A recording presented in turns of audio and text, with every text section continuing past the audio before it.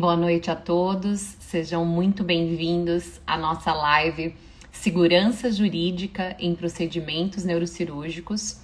Hoje nós teremos a honra, de estar com o Dr. Fernando Godoy, que é o advogado aqui da nossa sociedade, e o Dr. Roberto Dezena, que é professor adjunto na Universidade Federal do Triângulo Mineiro e membro da nossa Sociedade Brasileira de Neurocirurgia, e vai trazer algumas das dúvidas, que se passam ali no nosso dia a dia quando a gente está solicitando, esses procedimentos cirúrgicos que cada vez mais tornam um desafio, na nossa prática diária como neurocirurgiões. Então, o Dr. Fernando está por aqui, Dr. Roberto também. Estou enviando aqui. Boa noite, doutor Fernando. Boa noite, Vanessa. Tudo bem? Tudo jóia. Boa noite a todos. Muito obrigada, doutor Fernando, pelo seu tempo aqui e por trazer esse tema tão relevante, Boa noite, doutor Roberto. Boa noite, Vanessa. Boa noite, Seja doutor Fernando. Prazer estar aqui. Obrigado. Boa noite, doutor. Tudo jóia?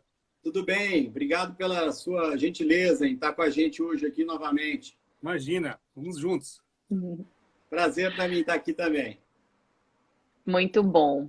Obrigada pelo seu tempo aí, doutor Roberto, para estar aqui representando, Representando todos os sócios aqui da sociedade que passam por todas essas angústias, de estar fazendo solicitação, esses desafios, diariamente aí com os planos, tudo. Então, vamos lá, vamos dar início à nossa live, então. Eu já tinha te apresentado, mas quem não conhece o Dr. Roberto é o membro titular, da nossa sociedade, neurocirurgião, professor adjunto e chefe da disciplina de neurocirurgia da Universidade Federal do Triângulo Mineiro, diretamente de Uberaba, Minas Gerais. Muito obrigada aí pelo seu tempo. E vamos lá, que a gente tem bastante o que discutir aqui. Verdade. Doutor Fernando, começando nosso bate-papo, então, a gente muito discute atualmente que o conhecimento do médico na atualidade, ele não deve se restringir à parte técnica, Hoje a gente tem que ter um conhecimento muito mais abrangente do ponto de vista, inclusive, jurídico. Como você vê essa questão atualmente? Eu acho que é uma necessidade, infelizmente ou felizmente é uma necessidade, que é uma atualidade e é uma coisa que vem crescendo a cada dia que passa, doutor. Eu tenho falado que existe um divisor de águas na medicina de 2015 para cá, de antes e depois. Infelizmente, desde 2015, que aconteceu aí a deflagração da máfia das próteses, acabou colocando um holofote muito grande por toda a classe médica. E eu não falo dos neurocirurgiões, mas também os cardiologistas, em relação também aos próprios... o pessoal de bucomaxilo também acabou entrando, infelizmente, nessa onda de ter um holofote sobre o seu trabalho. É uma ingerência muito grande. Então, é fato. Hoje em dia, a ANS, quanto o próprio Conselho Federal de Medicina, emitem resoluções com uma velocidade muito grande. E essas resoluções é imperioso, é necessário que o médico tenha pelo menos uma noção do que se trata. Porque senão você vai ter muita dificuldade, por exemplo, de fazer uma solicitação de cirurgia, que que eu acho que é o dia a dia dos médicos neurocirurgiões no Brasil, Pegando esse gancho, doutor Fernando, pegando esse ganchinho, a gente fez um roteiro, Vanessa, de perguntas para direcionar a nossa live. Qual a sua visão sobre a questão muito sensível com as operadoras? É uma questão assim delicada, porque a não autorização de procedimentos sequenciais, dentro do que você citou, essa questão delicada que são as próteses, a OPME. Qual a sua visão na atualidade disso e quais os cuidados que nós, neurocirurgiões, devemos ter, com relação a isso, Hoje mesmo eu operei um paciente de convênio, a gente pede um determinado insumo, o convênio autoriza outro, Até onde vai o nosso limite ético de poder pedir o que eu quero na cirurgia, é uma questão complexa, né, doutor Fernando? É sim, mas é importante deixar bastante claro que a SBN sempre foi uma parceira dos planos de saúde. A gente teve bons acordos, bons ajustes, principalmente na época da junta médica com as operadoras. Então, nós não somos um polo claro, nós somos defensores da classe médica e, por conta disso, existem realmente alguns abusos que, às vezes, até passa despercebido por questões até de ausência de conhecimento mesmo. Então, na realidade, resta muito claro. Existe uma resolução do CFM onde as operadoras são obrigadas a seguir as diretrizes das sociedades de especialidade médica. Para isso, para nós, a SBN, para a Sociedade Brasileira de Neurocirurgia, como é uma entidade, uma sociedade de especialidade, ela teria, sim, condições de imputar a todos os neurocirurgiões as condutas contidas nos manuais. Então, a primeira coisa que nós estamos falando com uma bastante veemência é que o médico tenha pelo menos uma noção, pelo menos não, que o médico baseie todos os seus tipos de condutas nos manuais de neurocirurgia, de coluna também, de procedimentos, de diretrizes. Por quê? Porque foi feito um board, foi feito um pessoal de cabeças pensantes que tratou, que elaborou esse manual, obviamente com o aval da AMB, de outras entidades. Sim. A primeira ideia justamente é essa, é ter esse contato. Eu, com os manuais, eu acho particularmente, não obstante que a gente não tenha realmente nenhuma beligerância com as operadoras nem nada, mas que eu acho que essa ingerência na atividade médica de colocar pacotes para você trabalhar me soa um pouco complicado. E eu não estou defendendo aqui, é importante, em nome da SBN, a indicação de estabelecimento de marcas. Isso é vedado pela legislação. Vocês não podem, como na qualidade de médico, exigirem marcas. Vocês não podem. Mas vocês podem indicar pelo menos 3. E dessas 3, obviamente, é claro que você tem mais familiaridade, um treinamento, alguma coisa nesse sentido. Então, eu deixo muito minha ressalva aqui em relação a essa situação de pacotes pré-preparados. Assim. Um problema também, né, Vanessa, a gente sempre enfrenta é a questão dos procedimentos sequenciais em neurocirurgia. Né? Por exemplo, a gente pede uma cirurgia de aneurisma, microcirurgia vascular intracraniana. Só que dentro desse procedimento tem, por exemplo, o tratamento da fístula, que seria o outro procedimento, etc. As operadoras geralmente reconhecem como apenas um procedimento. Por exemplo, microcirurgia vascular intracraniana, ela reconhece que está tudo vinculado dentro de um pacote único, né?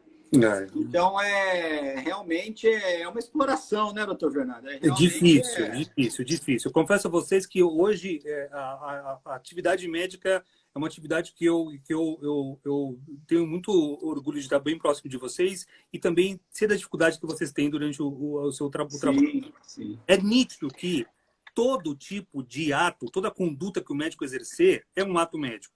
E todo ato médico deve ser recompensado. As operadoras estão se baseando nessa conduta por conta de um parecer do Conselho Federal de Medicina de 2017. Mas esse parecer foi colocado num momento que, inclusive, a gente até tentou e está tentando rever uma análise desse parecer. Né? Então, assim, eu vejo com ressalvas esse posicionamento das operadoras, porque é totalmente injusto na medida que você exerce diversos atos dentro da cirurgia, né?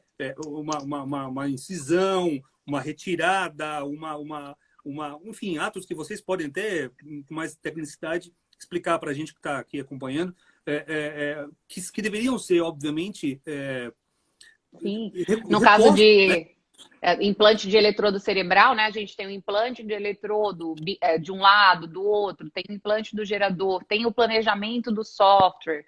Então, cada passo desse realmente é um procedimento, enfim, é um código, existe um código específico, né? E enfim, uma remuneração específica para cada código. Exato. Então, isso, na verdade, eu acho que comigo acaba sendo muito de convênio para outro. Tem convênio que eu não tenho problema nenhum e tem alguns convênios que acabam restringindo e geralmente são os mesmos, né?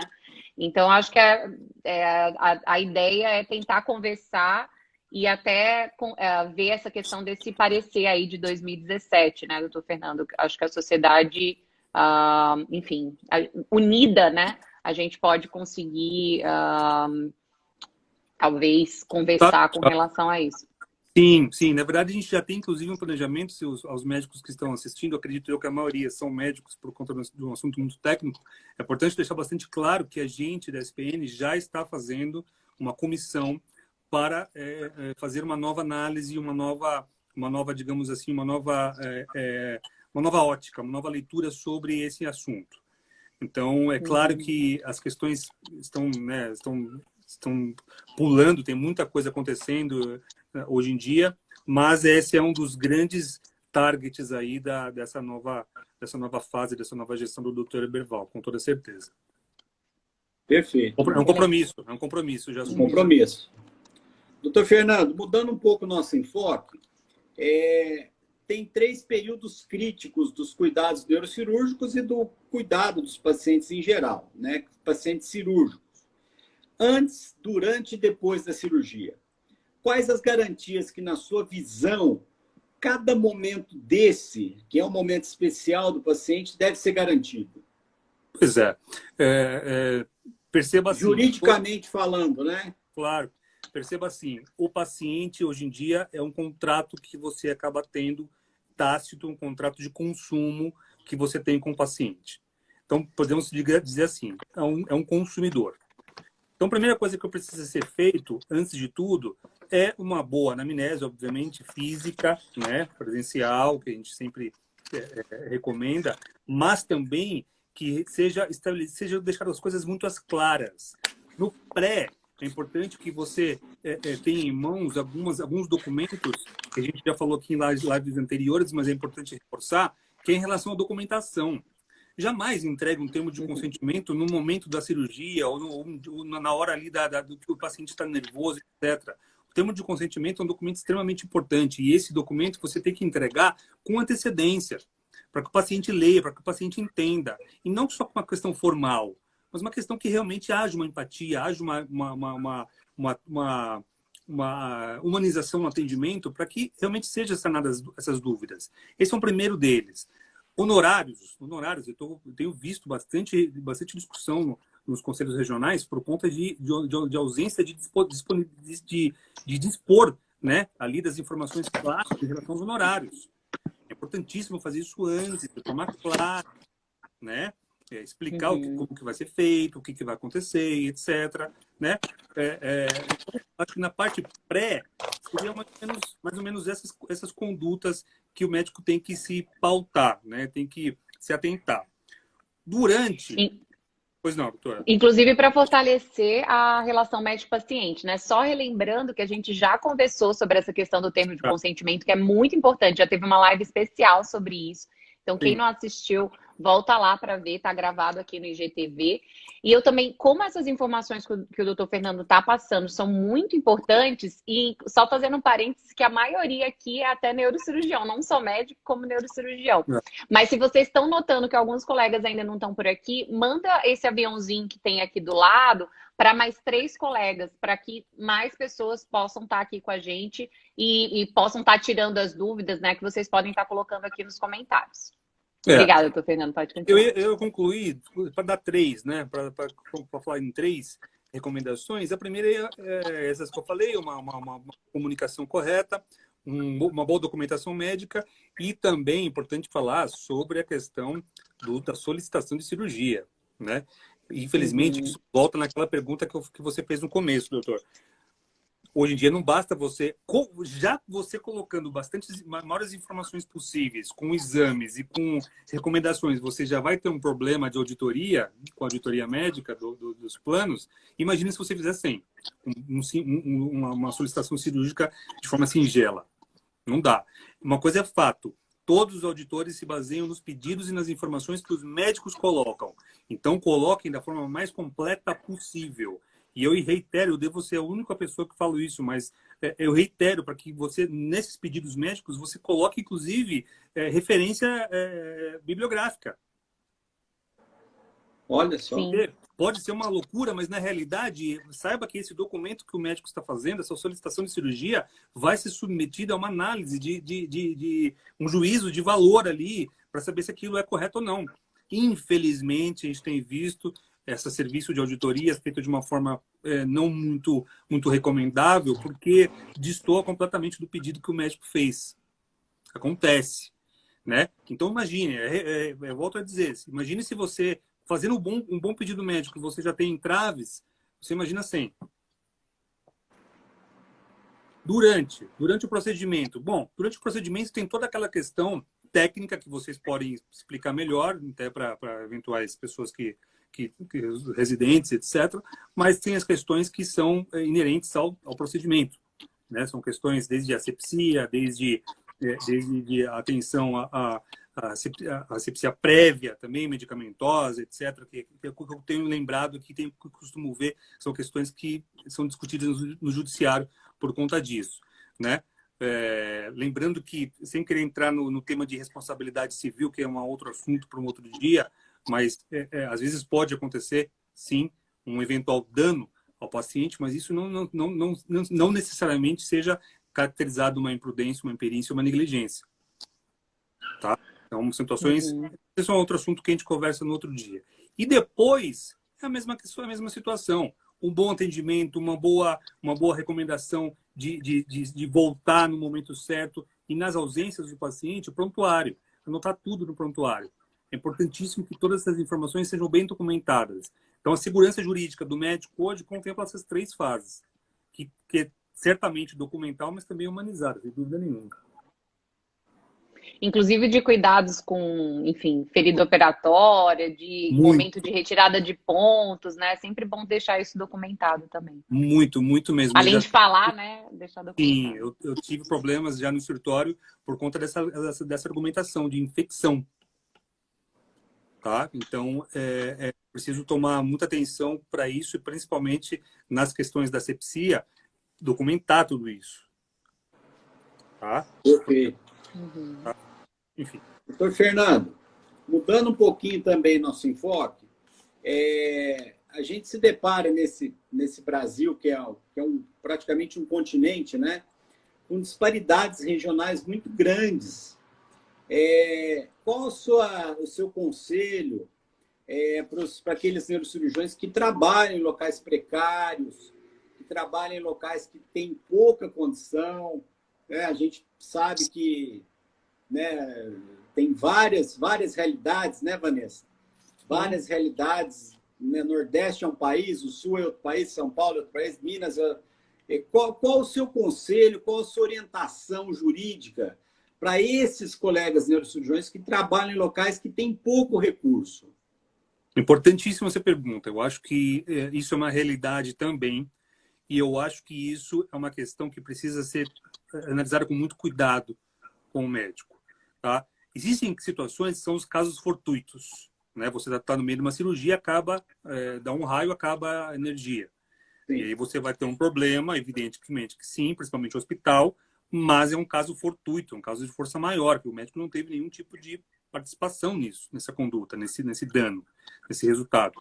Mas é importantíssimo que o médico, não que ele vá até somente na mesa do diretor e questione com ele, fale com ele, não. É importante que ele documente, que ele registre isso.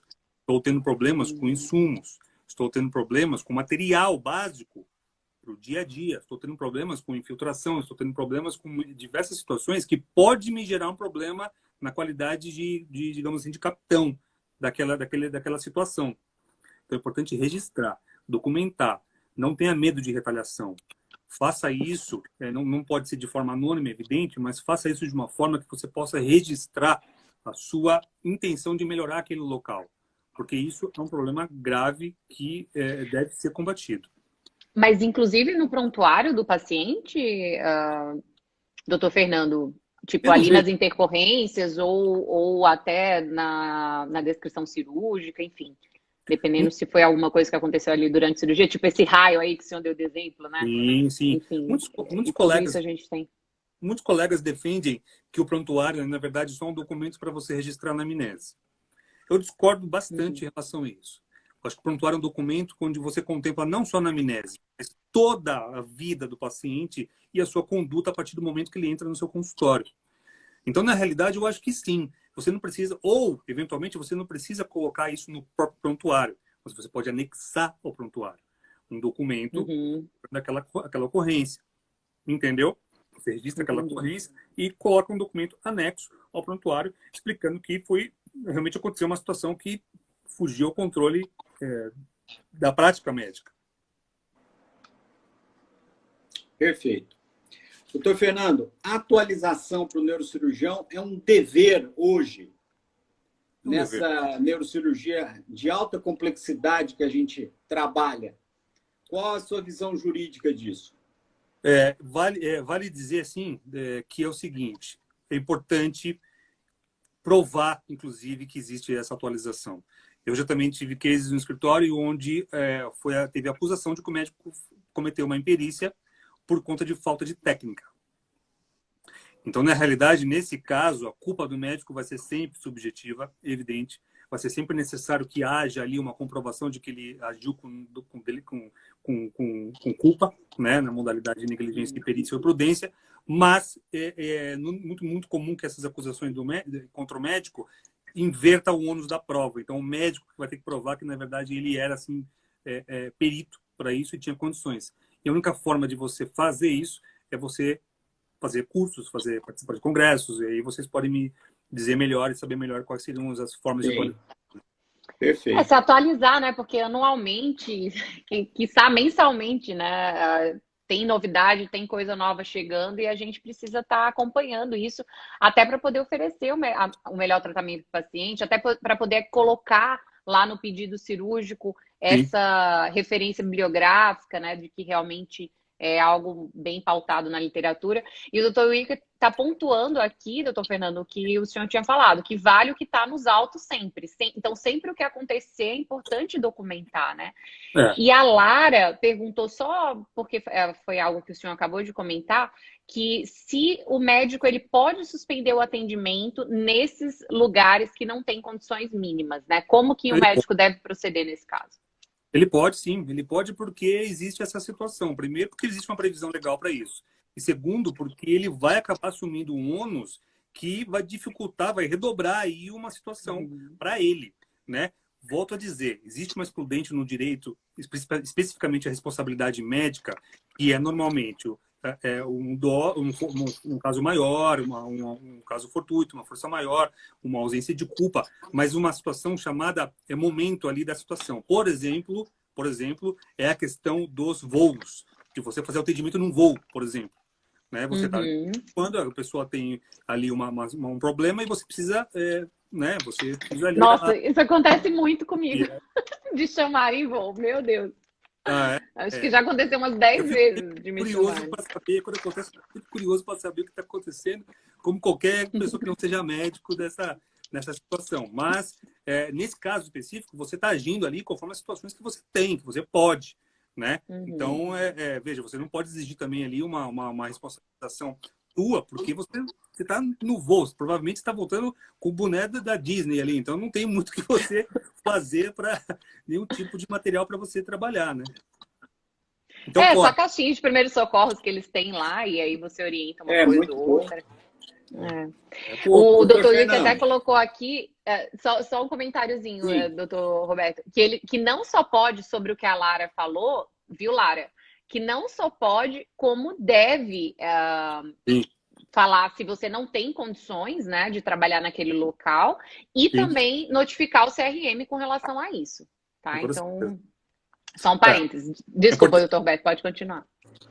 Aproveitando o ganchinho que você citou em perícia, doutor Fernando, dá um exemplo prático para nós de um caso fictício neurocirúrgico onde se configura ou imprudência, ou imperícia, ou negligência.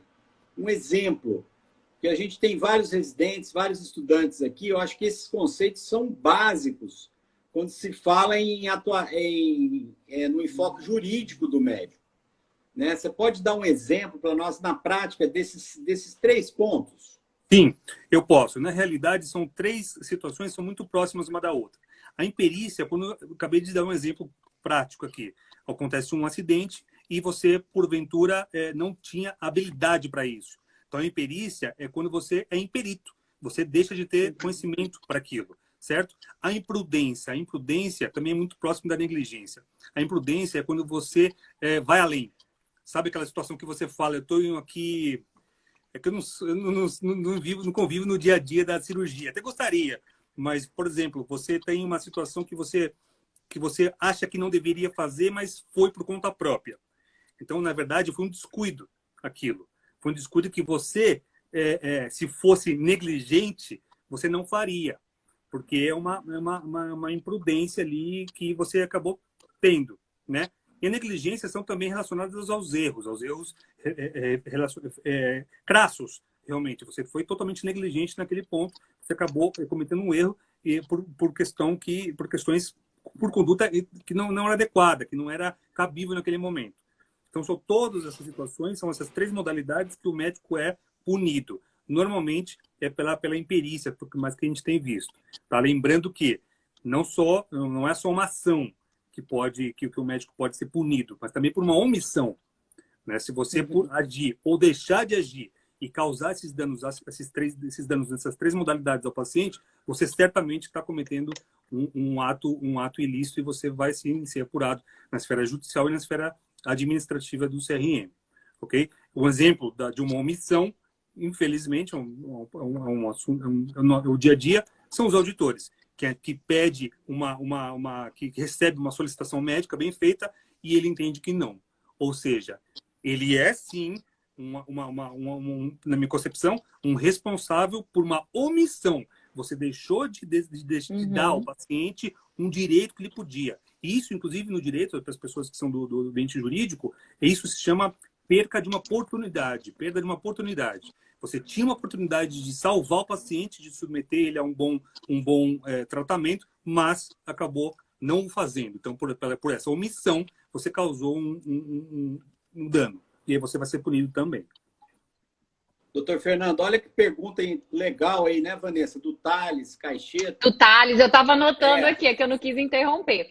Mas assim, o Thales, ele está comentando aqui que cirurgias com codificações e materiais previamente totalmente autorizados e pós o procedimento modificados podem ser questionados juridicamente? 100%. Então, 100%, viu, Thales? Isso é uma retenção indevida. Ele falou que isso está sendo um problema diário para ele. Sim. Isso, inclusive, é alvo de ações judiciais. Você entra com uma ação judicial contra a operadora discutindo essas, digamos assim, essas glosas. Não deixa de ser uma glosa. E aí, por conta disso, você vai ter que alegar que houve uma retenção indevida. Ou seja, você fez o procedimento, mas o plano de saúde não pagou. E pior, houve autorização. Então, na verdade, aí é uma surpresa de muito mau gosto que o médico acaba tendo. Ou seja, ele executou o serviço, o paciente está muito bem e não recebeu absolutamente nada. Então, isso se chama retenção indevida. Outra pergunta do Thales mais abaixo aqui, Vanessa. Acho que o hospital público... Isso. Não, apareceu. O hospital público, ele não disponibiliza auxiliar neurocirurgião para cirurgias de emergência. Ele é passível de sanção por operar sozinho ou com auxiliar médico não especialista? O médico, o Thales, ele é um médico já formado, não é residente nem nada, não. Ele é neurocirurgião, mas ele trabalha em hospital público e esse hospital público ele não disponibiliza, né? Assim, ele não remunera um auxiliar nas cirurgias de emergência. Né? Então, chega enfim, um acidente de moto, o paciente precisa de fazer uma evacuação de um hematoma extradural, por exemplo, ele teria que entrar ou sozinho ou, enfim, sair pedindo para alguém para entrar com ele que não é especialista, entendeu? Porque o hospital não está, enfim, não está contratando, digamos, ali para o plantão, outro especialista para operar com ele, né? Eu entendi. Dois casos. Numa cirurgia letiva, numa hipótese de uma cirurgia letiva, a equipe faz parte do planejamento médico, planejamento cirúrgico. Então, ali na guia, tem que preencher assim a equipe, primeiro e segundo auxiliar. Tá? Precisa constar. Isso no procedimento letivo. No procedimento de urgência, um plantão, o diretor técnico precisa ser acionado. O diretor técnico é responsável pela coordenação dos médicos, inclusive dos médicos plantonistas. Então, é importantíssimo fazer aquilo que eu tinha falado no começo. Registrar uma reclamação formal, inclusive na comissão de ética. É uma boa, me veio aqui agora. Uhum. A comissão de ética é um instrumento que pouca gente usa.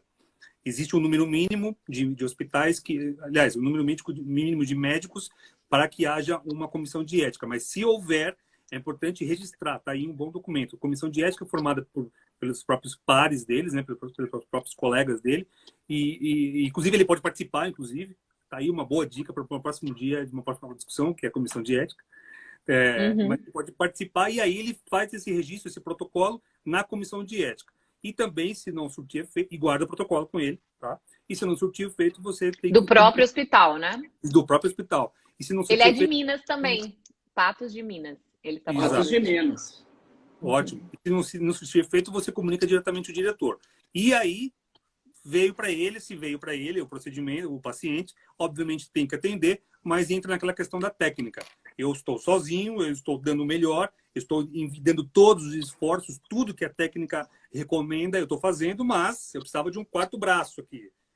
Não tenho, aconteceu algum imprevisto, algum acidente, prontuário, importante constar isso no prontuário, pelo amor de Deus, não se esqueça de colocar no prontuário, e, infelizmente, aguardar os slinks aí. Doutor Fernando, uma pergunta prática. Assim, juridicamente, é permitido que o neurocirurgião opere sozinho, com uma instrumentadora, por exemplo? O neurocirurgião é instrumentadora. Tem alguma legislação, alguma jurisprudência que normatiza isso? Olha, eu desconheço alguma que fale que o neurocirurgião pode fazer sozinho. Sinceramente, eu não sei, doutor. O pessoal, de repente, o que está acompanhando, até o próprio Wilker... O Wilker está aqui. O Wilker não perde. O Wilker vai que vai. Também é uma enciclopédia. Talvez possa até trazer informações. Eu desconheço alguma que demonstre que eu preciso haver um outro tipo de procedimento. Eu acho que determinado procedimento, até, eu não sei, vou entrando na técnica, deve haver, sim, alguma questão que obrigue a participação de mais de um médico. Né? Mais de um médico. Eu desconheço essa resposta. Posso perguntar aí, a gente... Perfeito. No grupo. Perfeito. Doutor Fernando, por exemplo, outra questão que eu e a Vanessa discutimos previamente, aqui, ó, o Wilker está respondendo, né? Não pode operar sozinho, nenhum cirurgião. Mas realmente, por causa da técnica, deve ser muito difícil você fazer Na isso. verdade, pela questão de, enfim, se um neurocirurgião... Todo mundo está sujeito, né, a ter alguma coisa, algum acidente, enfim. Vai lá que um cirurgião infarta ali na hora, o outro tem que assumir, entendeu? A gente não pode deixar, ainda mais uma cirurgia aberta, o paciente está ali, né, enfim. Então, toda cirurgia precisa ter um auxiliar, né, uma pessoa ali do lado, para que possa assumir caso o outro não possa dar continuidade, enfim. Então, eu também tinha essa visão aí que o Wilker colocou. Mas eu não sei exatamente qual lei, qual enfim, eu não sei se o Wilker... não sei se o Wilker sabe falar essa questão tão precisa, né? Isso eu acho que já, enfim, questão ética, eu acho que é da faculdade. Não sei exatamente.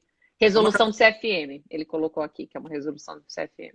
É uma casuística específica que está vendo ou é uma hipótese, uma pergunta hipotética? Não, é uma hipótese, porque geralmente, por exemplo, a gente mesmo, né, Vanessa? Por exemplo, uma cirurgia de baixa complexidade, a gente costuma fazer bloqueio, por exemplo, bloqueio simples, ele nem remunera, né? Cirurgia, né? assim, um segundo Tem auxiliar. Procedimentos que, por mais de alta complexidade, teoricamente, sejam, eles são mais rápidos, não exigem a participação de outro cirurgião. Sim. Né? Mas cai no mesmo caso, né? Se eu tenho alguma coisa na hora ali, eu desmaio, né? E aí, né, Vanessa? Como fica, né? É uma questão complexa que a gente vai parar para pensar quando acontecer. Não, é importante a gente conversar. Inclusive, eu perguntei, porque se isso realmente estiver havendo, precisa mandar isso para a SBN, para que a gente possa fazer um documento formal e enviar para o hospital para requerer providências. Uma das funções da SBN é justamente essa. Perfeito. Uhum. O pessoal que estiver assistindo, se preparando com isso, por favor, nos traga essa informação. Perfeito. Isso, o Thales que comentou aqui, né? Inclusive, ele disse que vai procurar a SBN, sim. A SBN para tirar essas dúvidas. O Dr. Wilker até comentou, Thales, que ele até sugeriu aqui, e aí fica de dica para todo mundo até que estiver assistindo aí, é que no aplicativo de codificação tem um documento para enviar para o plano nos casos dessas glosas. Então, o plano autorizou o procedimento, autorizou ali a cirurgia, tudo, e aí depois ele não faz esse pagamento, né? Então, a gente tem como recorrer e tá esse aplicativo, o link para o aplicativo tá já aí nos stories, no informativo que saiu hoje. Então é só assim que acabar a live, né? Vai lá nos stories que tem o link para o informativo e tá lá o aplicativo de codificação. Perfeito. Pode continuar. Doutor Fernando, mais uma questão aqui. Quais as responsabilidades gerais do neurocirurgião frente ao paciente? Como você poderia resumir essa questão para nós? Eu sei que é uma pergunta muito ampla, né? Mas assim, quais os pontos principais que nós, neurocirurgiões, devemos ter em relação ao nosso trabalho diário em relação ao paciente, principalmente levando em consideração a nossa responsabilidade civil? Olha só, eu não vou entrar na técnica, tá? A técnica é evidente, tá? Mas eu diria que a primeira de todas pode parecer singelo, mas é informação. Informe o seu paciente. Faça com que ele entenda e que você seja entendido. Mantenha uma comunicação que ele possa sair do seu consultório e falar, tudo bem, eu aceito, vou fazer, vou me submeter, vou... Você entendeu? A comunicação. Porque isso decorre de uma lei muito maior, de uma lei muito maior que resoluções de código de ética, de qualquer coisa. Isso decorre do Código do Consumidor, que é uma ação, que é uma legislação de ordem pública e é uma ação, é uma determinação imperativa. Então é importante que o médico tenha isso. Comunicação. Como que eu provo a comunicação? Com termo de consentimento. E não sou eu que estou provando, que não quero também fincar uma bandeira e falar que o termo de consentimento resolve a vida do médico. Não. Mas comunique seu paciente. Tenha com ele uma relação boa a ponto de ele entender do que está acontecendo. Eu acho que seria a primeira de todas, se for resumir numa palavra só, digamos assim. Perfeito. E com relação a essa informação, ela deve estar contida no termo de consentimento informado, né? Tudo isso que é informado ao paciente. Existem algumas discussões de pessoas que querem gravar consulta. Exato. Ia perguntar isso. Eu já passei eu tenho essa convicção pessoal de que eu acho que isso não é interessante. Não existe nenhuma vedação. Você precisa, obviamente, pedir uma autorização. Mas eu não sei, particularmente, como você vai pedir autorização para gravar uma consulta com o paciente? Já começa quadrada a relação na minha concepção. E mais, aí vamos falar de juridicamente. Tá? O paciente pode muito bem vir discutir essa gravação, esse consentimento.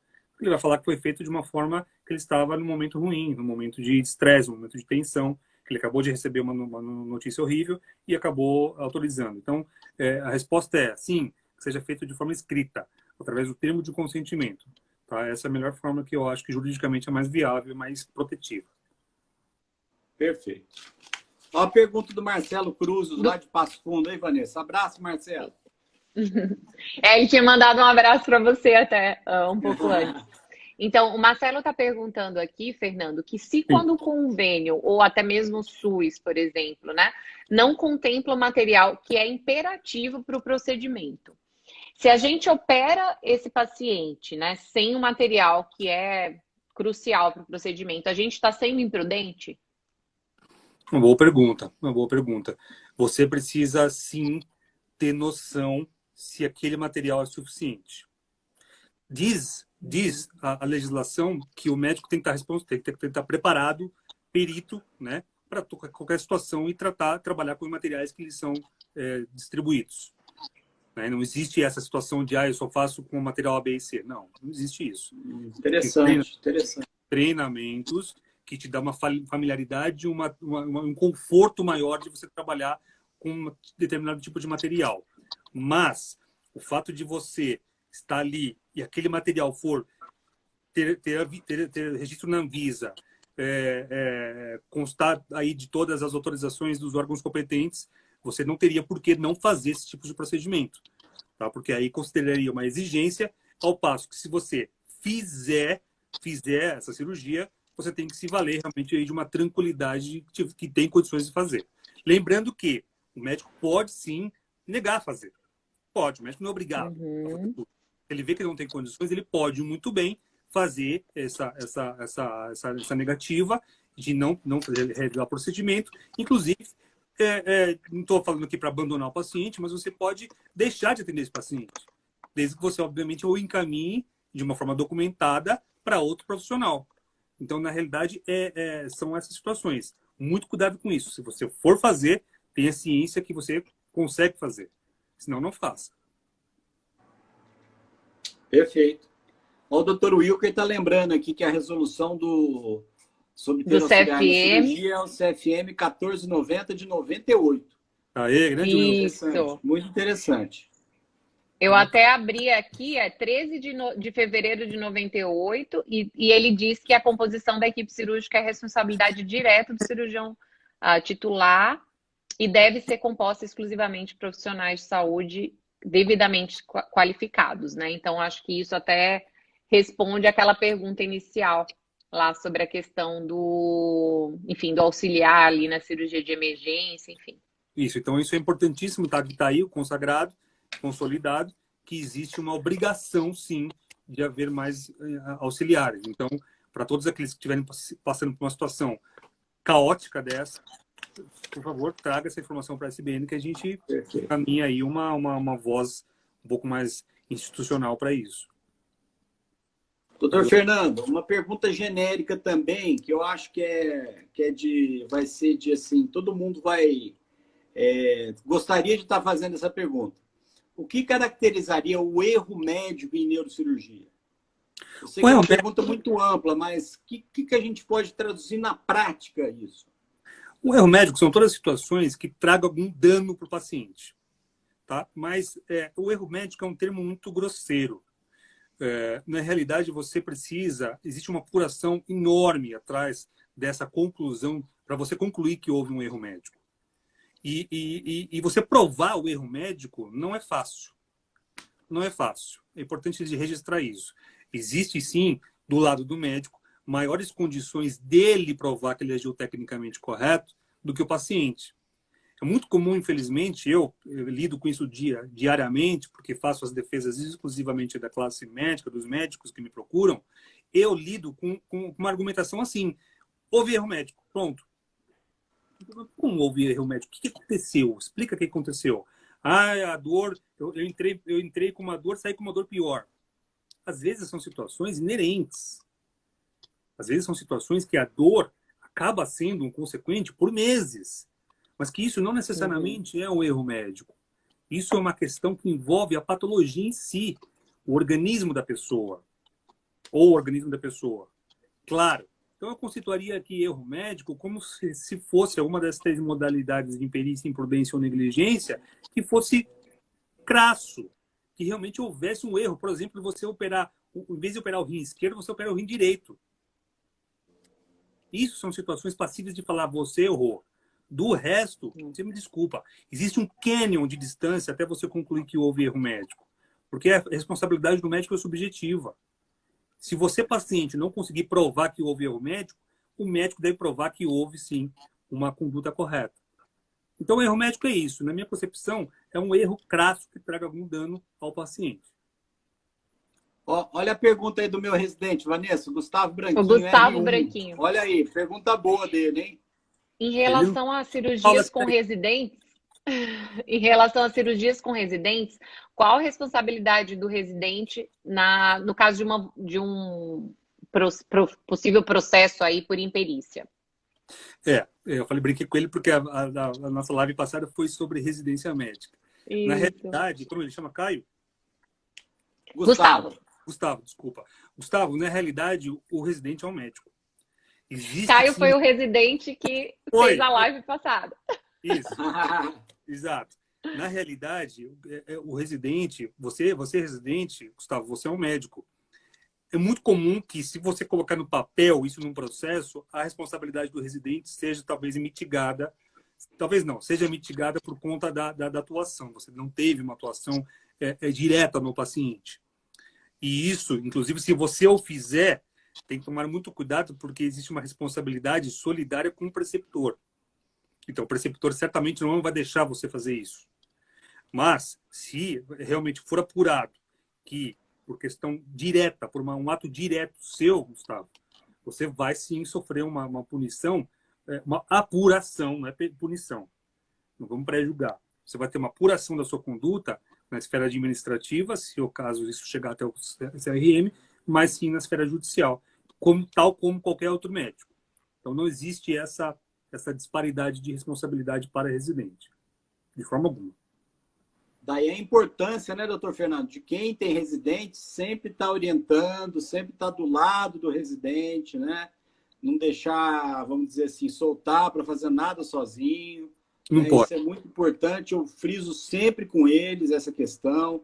Sim. Né? Mas que, infelizmente, né, Vanessa, no Brasil afora a gente vê muitos casos aí que residentes atuando, até como foi citado aqui, o doutor Wilker citou, um caso de imperícia, é o residente dando plantão sozinho.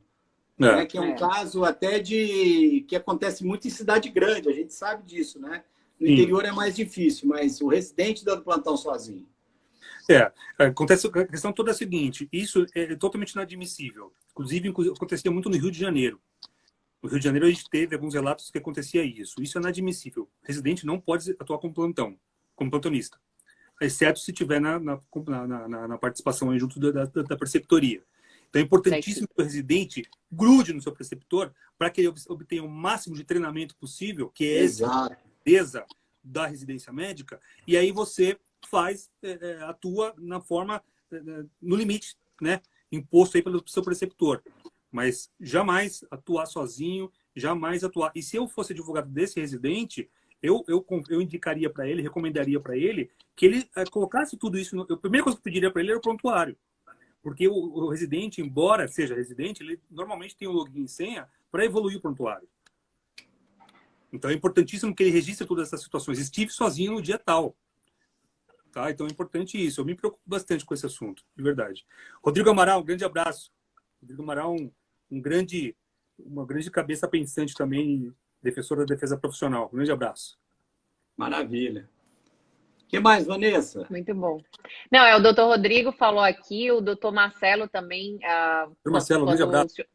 Doutor Marcelo Ferraz falando sobre a informação, checagem e falar sobre a expectativa do resultado. Então, são 3 pontos fundamentais, né? Que ele concorda plenamente com as suas colocações. Fico feliz. Muitas pessoas aqui agradecendo, né?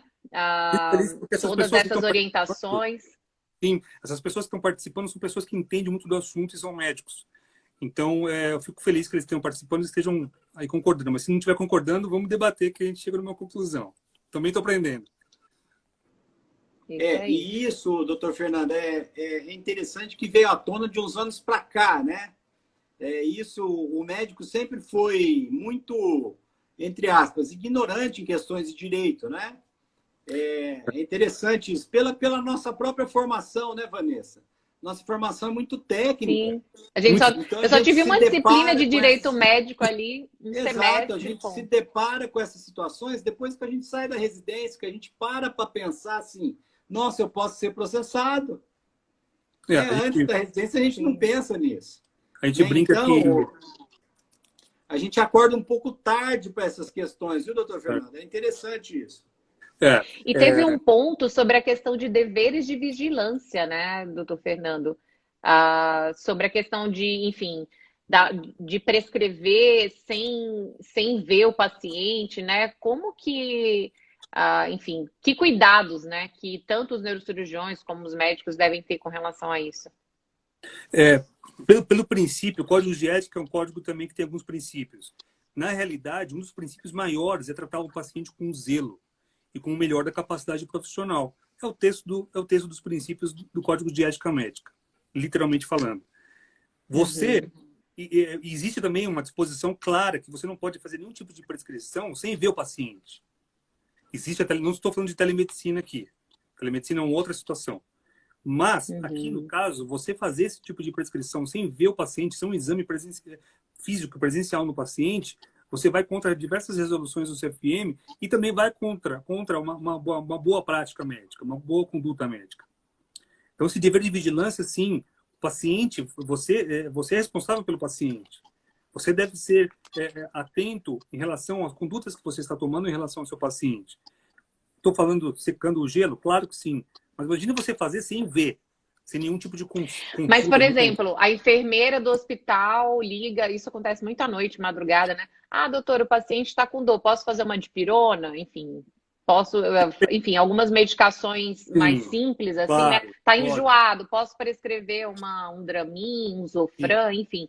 Isso daí, e aí pede o nosso CRM, você autoriza, né? E ela pede o seu CRM e você acaba, enfim, na verdade, o plantonista, o médico hospitalista acaba prescrevendo, né? Lá presencialmente. Mas nesse tipo de orientação, assim, há algum problema com relação a esse dever da vigilância? Enfim, como que... Ou não, ou porque o colega está ali prescrevendo, isso daí estaria ok, né? E a enfermeira pediu, enfim, eu acho que todos já passaram por isso, né? Todos os médicos já passaram por isso. Ligar, pode fazer a dipirona? Pode fazer. E aí você acaba liberando, né, alguma coisa mais simples assim, vai ver o paciente no dia seguinte, ou já viu ali poucas horas antes e acaba autorizando. E ela resiste no prontuário, o doutor Wilker tá diferente aqui. Esse tema que você colocou, essa situação que você colocou é totalmente diferente. Por quê? Porque você já conhece o paciente, você trata o paciente, você tem a ficha do paciente, ainda que não ali com você, é um paciente que você já assiste. Diferentemente de você pegar um paciente novo e fazer uma prescrição. Você entendeu a diferença? Entendi. Claro sim. que hoje em dia, com a mídia, com a tecnologia digital, isso é inerente a qualquer atividade médica. O WhatsApp é sim utilizado. Não de forma correta, claro, ninguém vai fazer uma consulta via WhatsApp. Isso não, de jeito algum. Mas você fazer um atendimento com o paciente pelo WhatsApp, o paciente que já é teu, que você o conhece, eu entendo, inclusive, como tratamento humanizado. Mostra ali, eu tenho filha pequena, quantas vezes eu já liguei para pediatra, falando, a menina aqui tá aí, ela tá passando mal, o que eu faço? O que eu faço? Ela responde. E eu adoro minha pediatra por conta disso, não só por causa disso. Interessante. Hoje as ferramentas de mídia são nossos auxiliares, né, doutor? Não tem como a gente fugir disso. Não tem. A telemedicina é uma realidade, não tem como, né? E eu posso até te falar que isso foi agravado, inclusive, pela pandemia. Sim. A pandemia deixou nossos direitos relativos. O direito de ir e vir se tornou relativo, você percebe? É interessante, é verdade. Inclusive a prescrição digital, né? Antes, assim, eu não conhecia. Se existia prescrição digital antes, eu não conhecia. Tinha visto nos Estados Unidos, porque lá era uma coisa muito comum. No tempo que eu estava fora do país, eu via que era muito comum. E eles até lá, não só prescrevem, mas até dizem a farmácia que tem mais perto do paciente para ir lá comprar. Mas aqui no Brasil não conhecia. E daí agora existem ferramentas para a gente assinar digitalmente, fazer essas prescrições aí de forma de controle especial, né? Que foi, sem dúvida, por conta da pandemia, né? E a gente vai conversar mais sobre isso numa live futura, né, doutor Fernando? Sobre a questão da telemedicina. Olha que pergunta fantástica da Adriana. Olha que legal, olha só. Sobre a atuação dos neurocirurgiões, os que ainda não têm o título, né, da Sociedade Brasileira de Neurocirurgia com a AMB, eles podem atuar sem problemas? Pode. Pode atuar sem problemas, você só não pode divulgar. Não existe nenhuma, inclusive eu peço para ela ler a Lei 3268, no artigo 17. Se quiser anotar aí, 3217. Ali essa lei fala que não é a única coisa que você precisa para exercer a medicina no Brasil é uma inscrição no CRM da sua localidade. Você não precisa ser especialista, tá? A especialidade, na verdade, é tida como um plus de conhecimento, reconhecido inclusive pelo CFM com esse termo, é um parecer de um dos conselheiros, que é um plus relacionado a um conhecimento que você vai ter, uma especialidade, uma melhor atuação. E até um parênteses, né, doutor Fernando, não é só ter o título da Sociedade Brasileira e a AMB, é também fazer o registro no CRM e ter o RQE. Porque não adianta você só ter o título e depois não dar andamento e ir lá no Isso. CRM, fazer o seu RQE. Então, é só a partir do momento que você realmente tem o RQE que você pode dizer, né, que você é neurocirurgião. Muito cuidado com os carimbos. Os Uhum. carimbos denunciam muito. Eu também já tive um caso de CRM, onde no carimbo o médico colocou que era uma especialidade X, mas ele não tinha essa especialidade. Ninguém O está Thales falando. até... Eu não sei se a gente vai ter tempo de... Tá tendo muitas perguntas aqui, então tá tendo algumas perguntas sobre essa questão digital. O Thales está perguntando, doutor Fernando, se existe algum parecer sobre orientações a pacientes por aplicativos como o WhatsApp, né? Que o senhor tinha comentado. Existem pareceres. Numa consulta, inclusive, no site do CFM, você encontra bastante informação sobre isso. Uma documentação muito boa, é um site muito informativo, que ali você encontra maiores informações. Tá? Mas a gente vai fazer uma abordagem também sobre a telemedicina. Certamente a gente vai abordar isso também. Eu não sei quando que vai ser, mas se tiver como necessidade... Cenas dos próximos capítulos, spoiler já aí. Consulta o site do CFM que vai encontrar bastante informação ali. Acho que estava na programação para setembro ou outubro. O Thales, ele também está perguntando se o paciente gravando consulta ou visita, isso é legalmente permitido? Gravar visita? Como assim gravar visita? Visita médica. Sabe assim, quando a gente vai no hospital e vai fazer uma visita hospitalar para o paciente? Ver como ele está evoluindo? Sim. Eu acho que é plenamente possível, desde que você... informe o médico. E eu dou uma dica agora para o paciente, como que ele faz isso. Existem situações que você, principalmente numa visita, agora entendi, que você está extremamente sobrecarregado. Às vezes você está 8, 9 dias no hospital como acompanhante. E você não está entendendo muito bem, você não consegue absorver muito bem as informações que chegam até você, do médico. Então, às vezes, você não custa. Eu já fiz isso. Doutor, estou gravando para entender, e até eventualmente para passar para meus familiares que não estão aqui. Então, estou gravando só para registrar. Tudo bem? Tudo bem. Ótimo. Ok? Então, essa é uma dica para os pacientes. Para o médico, a recomendação é a seguinte. Você também pode gravar. Existe previsão isso em outra resolução específica, mas você também informe o seu paciente. Fale, atualmente, até para fins de registro da sua consulta e para um melhor atendimento futuro, eu vou fazer a gravação para que a gente possa conduzir uma conduta melhor para o seu caso. Mas pode ser feito, sim, em suma, pode ser feito, desde que seja autorizado pelas duas partes. Excelente. Perfeito. Muito obrigada a todos, né? Obrigada aqui, Adriana, Wilker, Thales, todos que tiveram aqui mandado as perguntas. Abraço, Marcelo, Rodrigo. Então, eu acho que a participação de todos aqui só faz somar, né, nessas nossas lives, e a gente tem muitos temas interessantes para vir por aí. Esse de hoje eu acho que foi muito, assim, crucial. É crucial para a nossa vida, né? Muito obrigada, doutor Roberto. Eu que agradeço, estar aqui com a Vanessa. gente. Muito obrigado, doutor Fernando. Eu que agradeço. Disponibilizar o seu tempo, né? O doutor Fernando também está aqui sempre somando com a nossa sociedade. Então, muito obrigada, boa noite a todos. Até as próximas. Boa noite a todos. Obrigado mais uma vez. Tchau, gente. Boa noite. Tchau, tchau. Tchau, tchau. Boa noite.